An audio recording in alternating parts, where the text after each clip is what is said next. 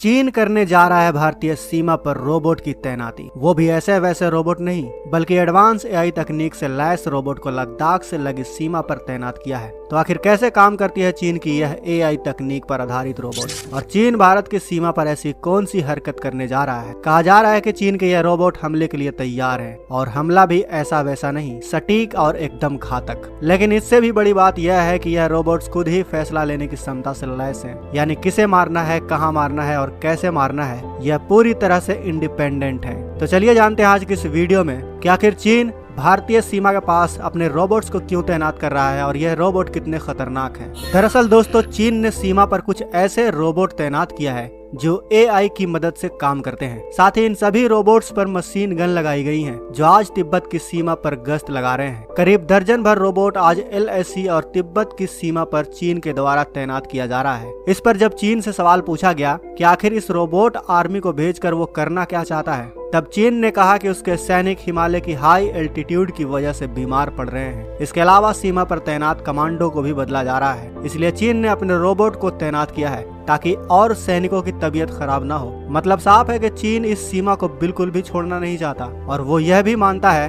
कि भारत को किसी तरह का एडवांटेज ना मिल सके, वो तिब्बत को उससे आजाद करा देगा। भारत शुरुआत से ही तिब्बत को एक अलग देश समझता है, जबकि चीन तिब्बत को अपना हिस्सा मानता है, और वो इस स्थिति को बिल्कुल भी खराब नहीं करना चाहता, क्योंकि उसके सैनिकों में वो लोहा नहीं जो हमारे देश की शान यानी भारतीय सेना के अंदर मौजूद है, जो आज भी सियाचिन ग्लेशियर के कड़कते ठंड के बीच सीमा की सुरक्षा में लगे हुए हैं। वैसे सैनिक चीन के पास कहाँ, इसीलिए चीन वहाँ पर रोबोट की सेना को तैनात कर रहा है। उसने अपनी तकनीक का भारत के विरुद्ध इस्तेमाल किया है। मीडिया रिपोर्ट के मुताबिक चीन ने तिब्बत और लद्दाख बॉर्डर पर दर्जनों ऑटोमेटिक और रोबोट की तरह इस्तेमाल होने वाली गाड़ियों को भी तैनात कर रखा है। हाल ही में भारतीय सेना से हुई झड़प में चीनी सिपाहियों को ठंड की वजह से काफी ज्यादा मुश्किलों का सामना करना पड़ा था, जिसके बाद यह बात सामने आई थी कि चीनी सेना बर्फीले इलाकों की लड़ाई के लिए पूरी तरह तैयार नहीं है। चीन की पीपल लिबरेशन आर्मी यानी PLA ने तिब्बत में ऑटोमेटिक चलने वाली 28 शार्प फ्लो व्हीकल को तैनात किया है। इनमें से 38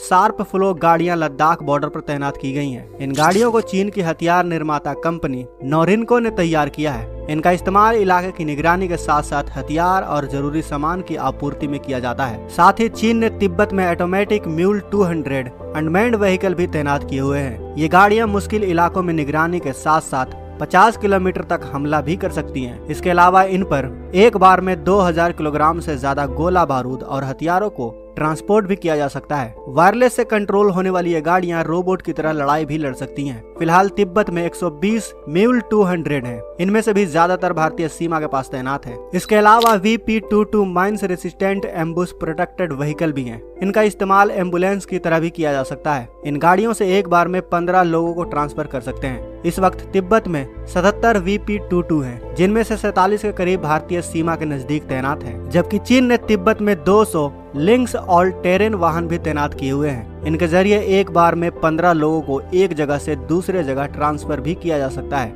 इसके साथ ही ये भारी हथियारों और एयर डिफेंस हथियारों के लिए प्लेटफॉर्म के तौर पर भी काम आ सकती हैं। फिलहाल 150 लिंक्स ऑल टेरेन लद्दाख के पास चीन ने तैनात किए हुए हैं। दरअसल दोस्तों, भारत और चीन के बीच लद्दाख में मई साल 2020 से तनाव चल रहा है। इसी दौरान गलवान में भारत और चीनी सेना के बीच झड़प हुई थी, जिसमें 20 भारतीय सैनिक शहीद हो गए थे। चीन के भी 40 से ज्यादा सैनिक मारे गए थे, लेकिन उसने कभी भी उनकी संख्या नहीं बताई। इसके अलावा भी इस इलाके में भारत और चीन के सैनिक आए दिन आपस में उलझते रहते हैं। ऐसे में चीनी सैनिकों को ठंडे इलाकों में लड़ाई का अनुभव नहीं है, जिस वजह से उन्हें भारतीय सैनिकों के हाथों मुंह की खानी पड़ती है। लेकिन अगर युद्ध के वक्त इन रोबोट में कुछ खराबी आ जाए और सीधा फायर करना शुरू कर दे, तो कई मासूम लोगों को भी अपनी जान गंवानी पड़ेगी, जिसकी कल्पना करना भी मुश्किल है। तो दोस्तों, ऐसे में भारत को चीन के इस हरकत का जवाब कैसे और किस हथियार से देना चाहिए, हमें कमेंट बॉक्स में अवश्य बताएं। साथ ही वीडियो से आपको कुछ जानने को मिला हो तो वीडियो को लाइक और अपने दोस्तों के साथ शेयर जरूर करें। अगर आप हमारे चैनल पर नए हैं और आपने अभी तक इस चैनल को सब्सक्राइब नहीं किया है, तो इस चैनल को अभी सब्सक्राइब कर लें।